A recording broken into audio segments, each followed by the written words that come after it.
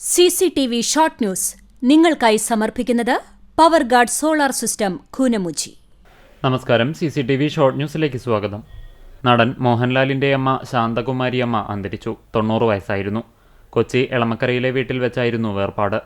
പക്ഷാഘാതത്തെ തുടർന്ന് 10 വർഷമായി ചികിത്സയിലായിരുന്നു ശാന്തകുമാരിയമ്മ. സംസ്കാരം നാളെ തിരുവനന്തപുരത്ത് നടത്തും. നെല്ലുവായ് ശ്രീധന്വന്തരി ക്ഷേത്രത്തിലെ പ്രസിദ്ധമായ വൈകുണ്ഠ ഏകാദശി ആഘോഷിച്ചു.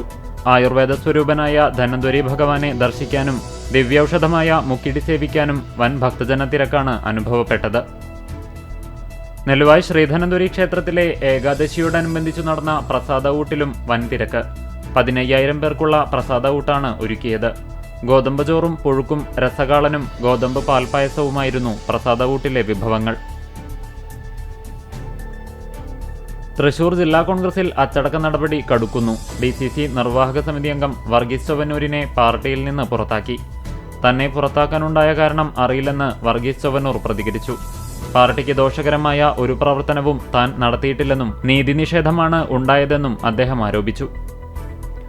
നാടിനെയും നാട്ടുകാരെയും ഉത്സവലഹരിയിലാഴ്ത്തുന്ന ഇന്ത്യയിലെ ഗ്രാമീണ സ്ത്രീ സംരംഭകരുടെ ഏറ്റവും വലിയ വ്യാപാരോത്സവമായ ദേശീയ സരസ് മേളയ്ക്ക് തൃത്താല നിയോജക മണ്ഡലത്തിലെ ചാലിശ്ശേരി ആതിഥേയത്വം വഹിക്കുമെന്ന് സംഘാടകർ വാർത്താ സമ്മേളനത്തിൽ അറിയിച്ചു. 2026 ജനുവരി 2 മുതൽ 11 വരെയാണ് സരസ് മേള നടക്കുന്നത്. എളവള്ളി പഞ്ചായത്തിലെ പണ്ടാറക്കാട് വീട് കത്തിനശിച്ചു. പണ്ടാറക്കാട് കരുമത്തിൽ ഷൈജുവിന്റെ ഓടിട്ട വീടാണ് പൂർണ്ണമായും കത്തിനശിച്ചത്.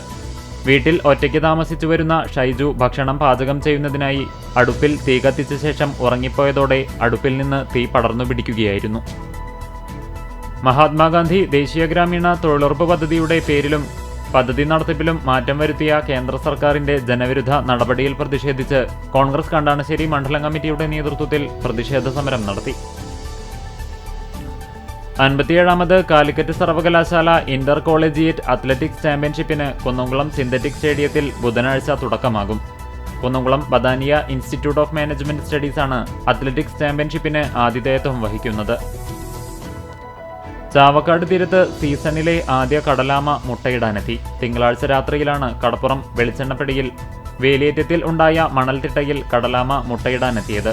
മുട്ടകൾ പുത്തൻ കടപ്പുറം സൂര്യ കടലാമ ഹേച്ചറിയിലേക്ക് മാറ്റി. മലയാള നാടകവേദിയിൽ ചരിത്രം സൃഷ്ടിച്ച കലാനിലയത്തിന്റെ രക്തരക്ഷസ് എന്ന നാടകം ജനുവരി 2 മുതൽ കുന്നംകുളത്ത് അരങ്ങേറുമെന്ന് ക്രിയേറ്റീവ് ഡയറക്ടർ അനന്തപത്മനാഭൻ വാർത്താ സമ്മേളനത്തിൽ അറിയിച്ചു. ഇന്ത്യ പെന്തക്കോസ്ത് ദൈവസഭ Kunnamkulam centre golden jubilee convention 2026 ജനുവരി 1 മുതൽ 4 വരെ പോർക്കുളം രഹബോത്ത് നഗറിൽ നടക്കുമെന്ന് സംഘാടകർ അറിയിച്ചു. അജയൻ ചാലിശ്ശേരിക്ക് ജന്മനാടൊരുക്കുന്ന സ്വീകരണത്തിന്റെ ഭാഗമായി ചാലിശ്ശേരി മിനി അൻസാരി കൺവെൻഷൻ സെന്ററിൽ ചിത്രകലാ ക്യാമ്പ് നടത്തി. പ്രശസ്ത സിനിമാ നടനും സംവിധായകനുമായ പ്രിയനന്ദനൻ ഉദ്ഘാടനം ചെയ്തു.